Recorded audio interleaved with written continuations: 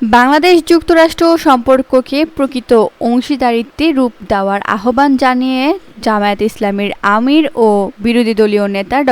শফিকুর রহমান বলেছেন, বাংলাদেশ ও যুক্তরাষ্ট্রের বর্তমান সম্পর্ককে সাধারণ বন্ধুত্ব থেকে বাণিজ্য, নিরাপত্তা, সহযোগিতা এবং গণতান্ত্রিক প্রতিষ্ঠানগুলোর পারস্পরিক সমর্থনের ভিত্তিতে একটি প্রকৃত অংশীদারিত্বে রূপান্তর করার আমি দৃঢ় আহ্বান জানাচ্ছি। একই সঙ্গে কক্সবাজার ও বাসানচরে আশ্রয় নেওয়া রোহিঙ্গা শরণার্থীদের মানবিক সহায়তায় যুক্তরাষ্ট্রের দীর্ঘদিনের অবদানের জন্য ধন্যবাদ জানান। ড.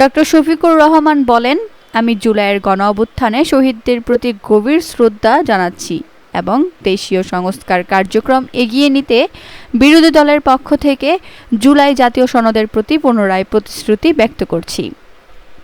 মধ্যপ্রাচ্যে শান্তি প্রতিষ্ঠার বিষয়ে জামায়াতের আমির বলেন, মধ্যপ্রাচ্যে উত্তেজনা প্রশমনে যুক্তরাষ্ট্রের সাম্প্রতিক কূটনৈতিক প্রচেষ্টাকে আমি স্বাগত জানাচ্ছি এবং সেখানে স্থায়ী শান্তির লক্ষ্যে এই প্রচেষ্টা অব্যাহত রাখার জন্য আহ্বান জানাচ্ছি।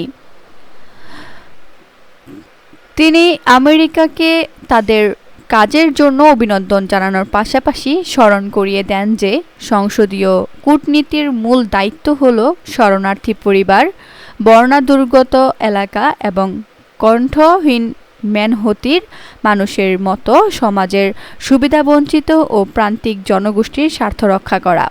ড. শফিকুর রহমান বলেন, আমি বাংলাদেশ জামায়াত ইসলামের এবং জাতীয় সংসদের বিরোধী দলের পক্ষ থেকে মার্কিন যুক্তরাষ্ট্রের সরকার ও জনগণকে তাদের স্বাধীনতার ২৫০তম বার্ষিকীতে আন্তরিক শুভেচ্ছা ও অভিনন্দন জানাচ্ছি এবং দুই দেশের মধ্যে অভিন্ন গণতান্ত্রিক মূল্যবোধ ও পারস্পরিক শ্রদ্ধার ভিত্তিতে সম্পর্ককে আরও এগিয়ে নেওয়ার আশা ব্যক্ত করছি।